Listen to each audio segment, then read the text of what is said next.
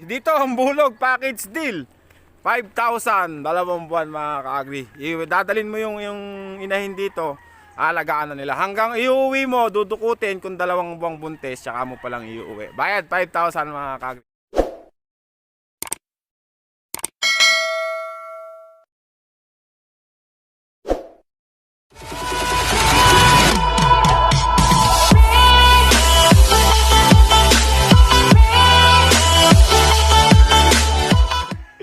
Ituro sa kanya.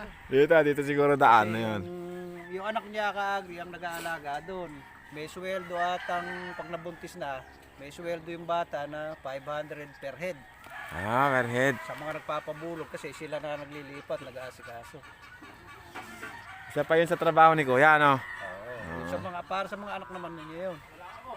Pero Siya rin ang nangangasiwa. sugo-suga lang naman yun, ano? Baka mapabayaan ng mga bata. Siyempre, sa kanya yan kumbaga sa kawan, manda. Siya yung manager. Yun. Di ba? Parang si Boss Elmer, manager doon sa may kambigan. Ayan, si Boss naman, manager sa rancho. Bali ang tawag na dito, rancho eh. Oo. Rancho na Sa totoo lang, rancho na talaga to mga ka-agri. Sige, sigaw mauna. Sunod tayo mga ka-agri. Lahat ng maituro kay Kuya doon, lahat ng ituro dito mga ka-agri. Baka mamaya may babae dyan, ituturo. Alam bigote. Nga, wala, hindi babaere, walang bigote. Hindi mo masasabi sa ginagamit niya. Oo. Nag-ahit lang yata si Kuya. Makakita ka na may bigote eh. Kahit ko kagabi eh. Alam na darating tayo mga ka-agri. Oy, tinyat ko na darating tayo. Ito pala. Saan kaya nanggagaling yung tubig nito? Ano? Sa ulan lang. Sa ulan lang. Ano na, ano? Buti hindi natutuyo. Sayo na yan. Ano lang yan Kuya? Kuha na lang? Putik na lang? Mga buntis, lumalaga. Kaya mga napagbubulog na yan. Oo, kaya. Kaya Basta nandyan, ibig sabihin, nakahiwalay talaga yung ano. nagsasama-sama yan. Kaya lang yung mga ginagatasan talagang lalabas yan pag binuksan mo yung kwan. Alam nila kasi andoy bulo nila, no? Kasi alam nila, kakain sila ng feed. Alam nila, kaya wala naman sila to. Masustansya. Alam na nila, ano? Nakaka-agree. Bundok nga pala to. Para kami nag-hiking dito, mga ka. Sama natin yung mga magagandang lalaki, mga ka. Si Boss Elmer, tsaka si Kuya. Ano na po pangalan nyo? Junior. Si Kuya Junior, mga ka-agree. Tukayo tayo. Oo, katukayo. Kaya pala magandang lalaki rin siya. Kaya lang senior citizen na. Wala yan. Still kicking pa rin ako kaya.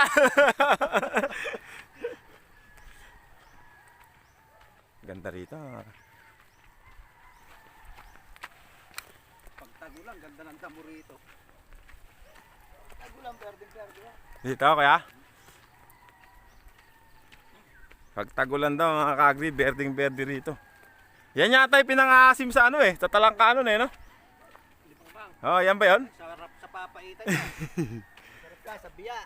Oy, sa biya. Naalala ko na sa Dupinga, pag pumunta kami, kukuha lang kami sa ano, ngayon wala na. Kulang, hindi pa panahon eh. Ito pa yung sa amin. Pag ano, ako nilagyan. Mga ka-agri, hiningal ako dun. Hiningal ako pakyat, mahirap pala maglakad ng pakyat. Hanggang saan kuya? Hanggang sa inyo? Hanggang dito? Sabi siya nagjo-juting yan. Ganda sa may pundok na. Paano yun? Oo nga. Nakakarating dito yung mga kalabaw mo? Oo. Kalayo pala. Mga ka-agri, malaki po. Kaya pala pinikot niya.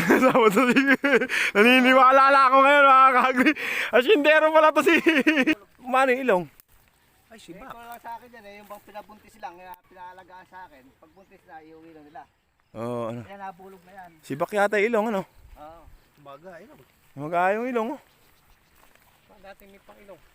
Tinanggal ko nga lang yung pangilong niyan. Sila hin... Parang yung si Bangas, yung binlag. Oo, si Bangas ano po? Tinanggal ko lang yung pangilong. naka... Oo nga, ay, kakaawa. Ugal na rin sa gitna yung si Bangas ah. Nasa Naawa ako eh, nung kwat. ano mga ka-agri, oh? Inano lang daw to, pinapabulog lang kay kuya. Kaya lang, dumudugo pa rin, oh. Bago pa lang. Ha? Bago pa lang, oh. Dumudugo pa rin, oh. Mag-ailong niya, oh. Nakaka-agree, oh. Kawawa naman to. Dumudugo yung ilong niya.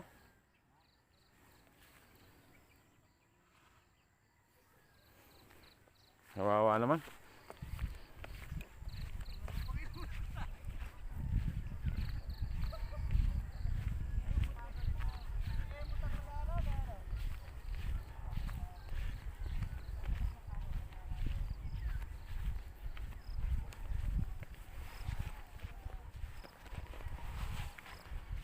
Bundok na mga kagri.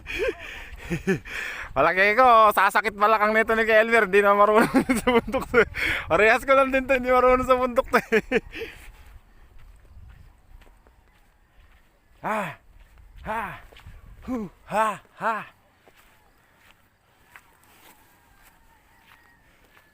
Ayun! Ayan ba yung bulugan ko, ha? Kala ko bulugan na yan. Mga pinabubulog. Paano naman yan kuya pagka pinabubulog sa'yo? Pagka buntis na, 5,000 isa. 5,000? Kaya alagaan pa eh. Ah, aalagaan mo. Talagang kuhan, yung pagka siguradong buntis na, kaya lang ko kuhanin. Ah, ganun pala sa amin kasi, bubulugin lang, 500 ano? Ito, 2 buwan. Kailangan pag pinadukot, buntis na, ayun, iuwi na nila. Ah, ganun pala yun mga kaagri oh.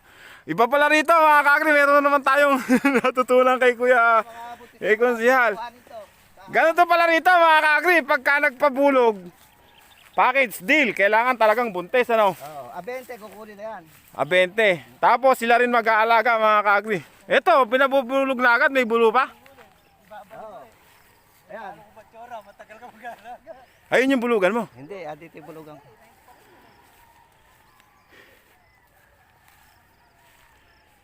May bago na naman tayong natutunan. 1, 2, 3, 4.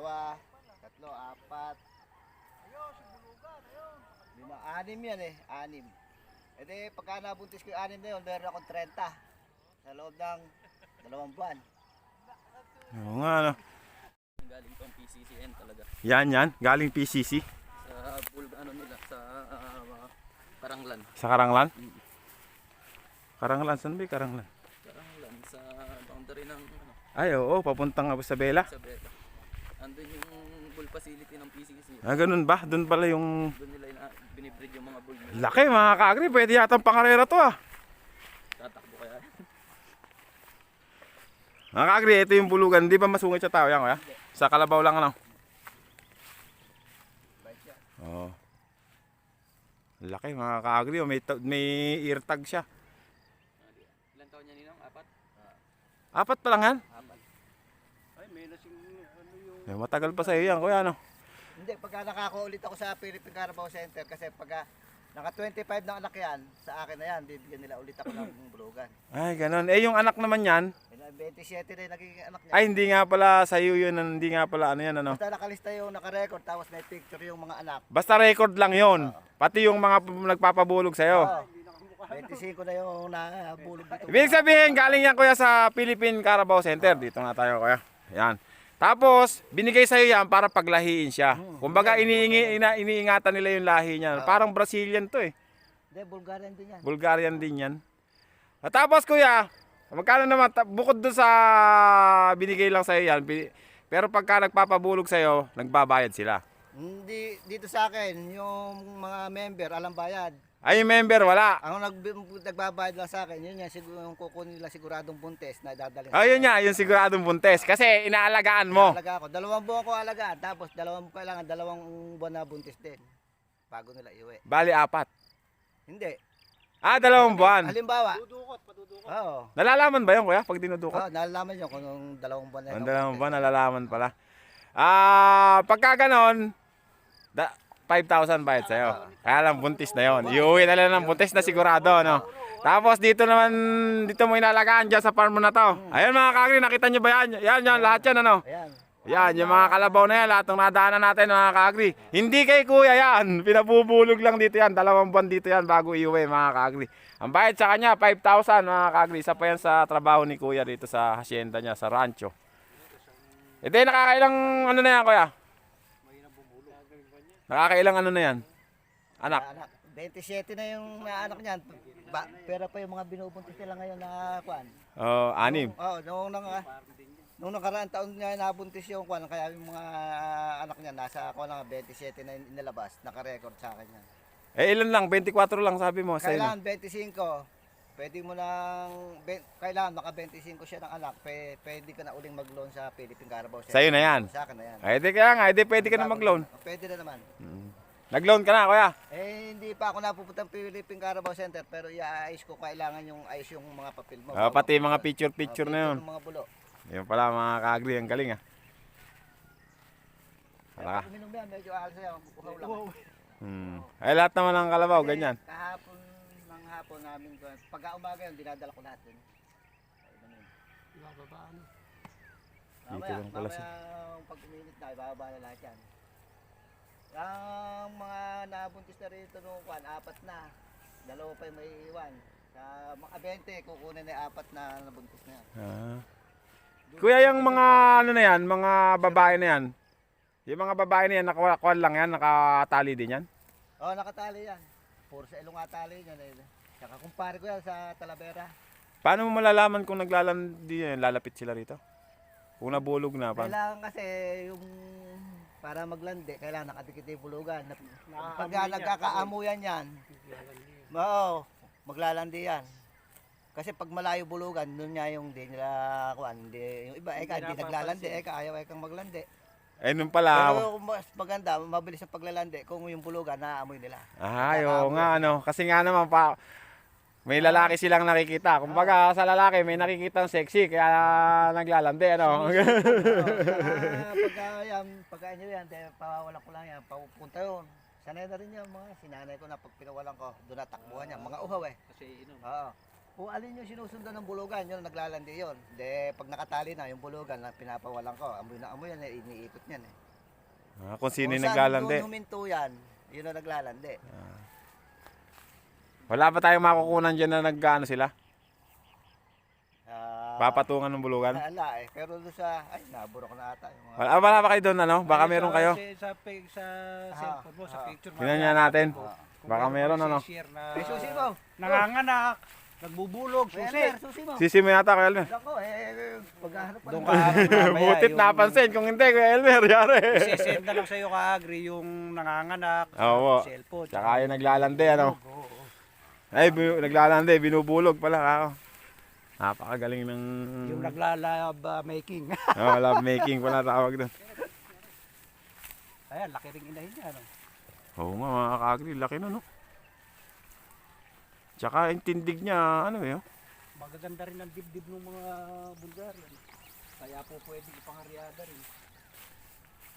Ay, nabulok. Ayun, kasama dito yun. Kung mo maiiwan doon sa kanila, sinama na yung bulo. Yung dalhin dito yung pahit yung bulo na yun. Ang ganda ng katawan niya yun. Nakakawala lang. Kasi nakaipit sa kanila. No?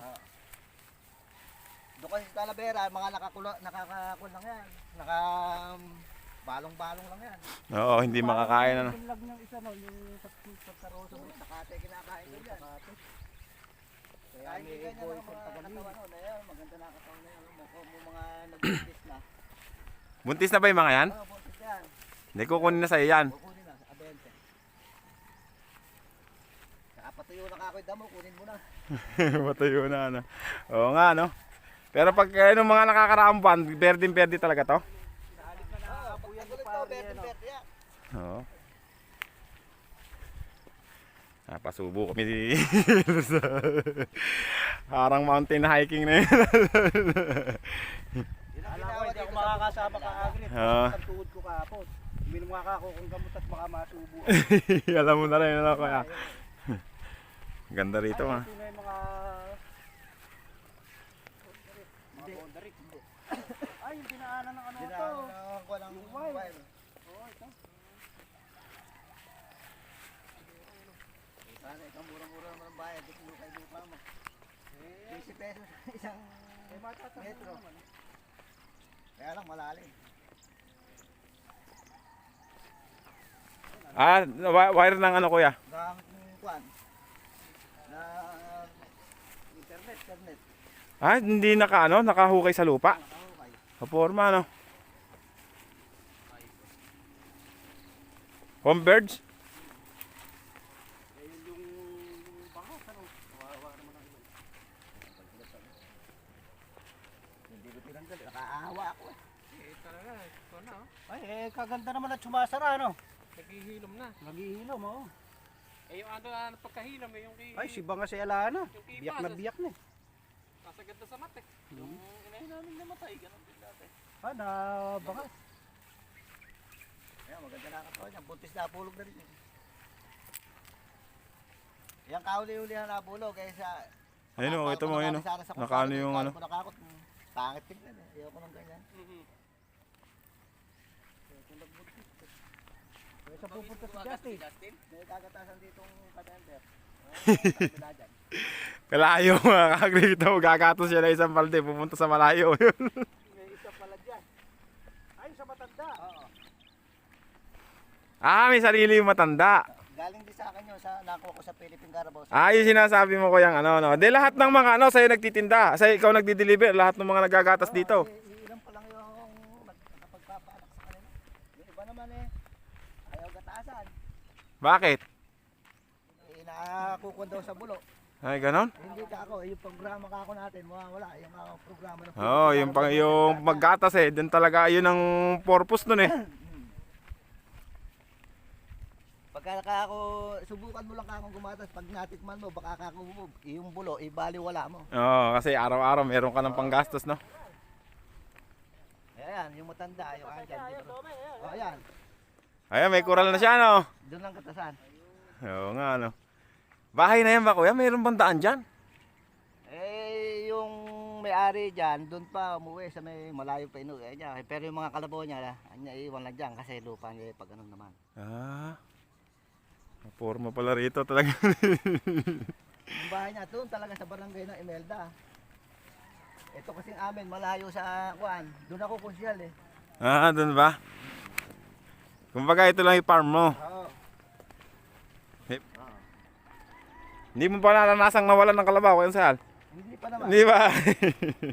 Kasi hindi naman sila talaga ano. Ito, bakod mo to. Hindi, ba ito? Yan yung bakod nung ano. Oo. Yung bahay na yun, ano. Obligado mag... Saan ka doon sa may kuan bako na gano'n. Saan naman ang right of way niya dyan? Wala. Saan siya dadaan sa karsada? Doon lang sa amin dumadaan yan. Paano pagka naglagay na kayo ng bakod? Obligado magkaroon siya ng right of way, no? Ito, baka right of way ito. Ito. Ano ba itong dinadaanan natin na to? Ito, talagang kwanto, daan to. Yan yung right of way, ano? Ito, pero doon sa amin, sakop namin lahat.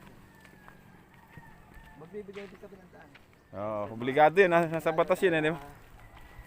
Pag hindi mo pinarami, magagalit naman yung... Bibili naman nila yan, eh.